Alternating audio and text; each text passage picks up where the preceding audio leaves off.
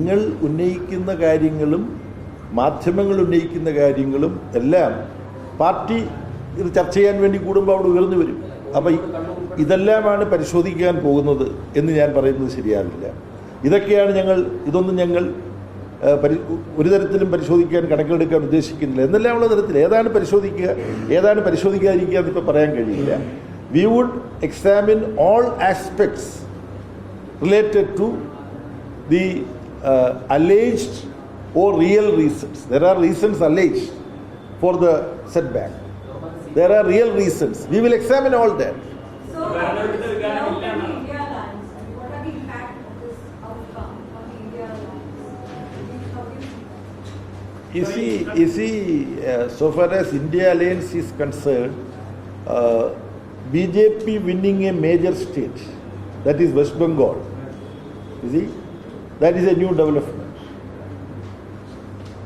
Then Tamil Nadu, the election result is also something new, a utterly new political party. It is inching towards majority, whether they would get majority or not, but other political forces are being reduced into a minority. And one particular political party, new political party, TVK, led by Mr. Vijay, it has emerged as the single largest party now. Whether they are going to get majority or not is another question. New question will come whether this new political party would be part of the India political arrangement or something different.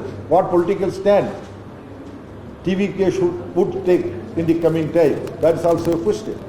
When we have formulated India arrangement, at that point of time it was known, and various different leaders of the parties of India Alliance, they have also made it clear that there would be states, due to the specific situation prevailing in that particular state, those who are part of the India Alliance would be contesting the election against each other.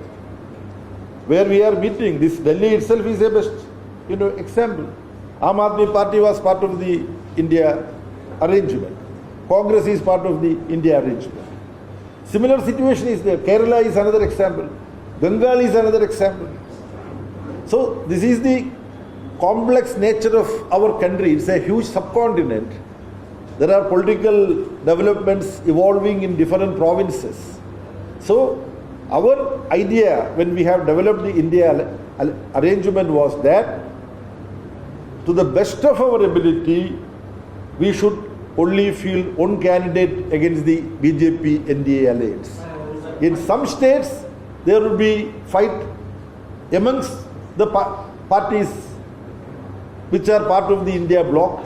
There, I used to say that even when we fight with each other, we should fight in such a manner that BJP is not going to take advantage of that fight. That should be the consideration.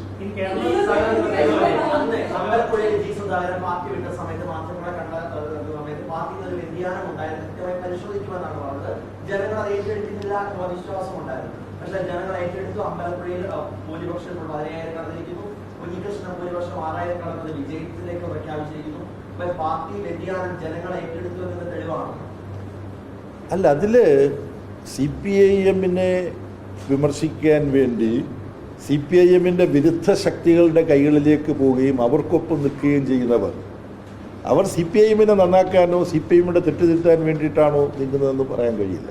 അങ്ങനെ കരുതുന്നില്ല. Party തെറ്റുതിരുത്തുക എന്ന് പറയുന്ന പ്രക്രിയ എത്രയോ കാലമായിട്ട് ആരംഭിച്ചതാണ്. EMS Namboodiripad അതിനെക്കുറിച്ച് എഴുതിയിട്ടുണ്ട്, തെറ്റുതിരുത്തൽ പ്രക്രിയയെക്കുറിച്ച്. അപ്പോൾ ഇതിനെ രണ്ടിനെയും കൂട്ടിക്കുഴക്കേണ്ട കാര്യമില്ല.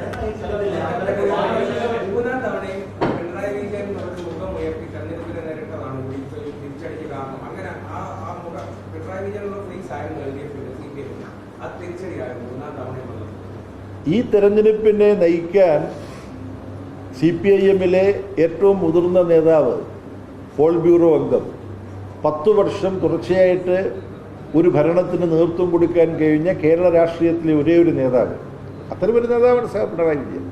അപ്പോൾ ആ സഖാവിനെതിരായി നിഷേധാത്മകമായി ബോധപൂർവം ഒരുപാട് ആരോപണങ്ങളും ആക്ഷേപങ്ങളും കെട്ടിച്ചമച്ച് CPIM-നെയും ഇടതുപക്ഷത്തെയും ദുർബലപ്പെടുത്താനുള്ള ഏറ്റവും നല്ല മാർഗം അതിന് നേതൃത്വം കൊടുക്കുന്ന ഏറ്റവും പ്രധാനപ്പെട്ട ആളിൻ്റെ വ്യക്തിത്വത്തെ പ്രതിച്ഛായയെ തകർക്കുക എന്നുള്ളതാണ് എന്ന ആസൂത്രിതമായ ലക്ഷ്യത്തോടു കൂടിയിട്ടുള്ള ഒരു ക്യാമ്പയിനാണ് കേരളത്തിൽ നടന്നത്.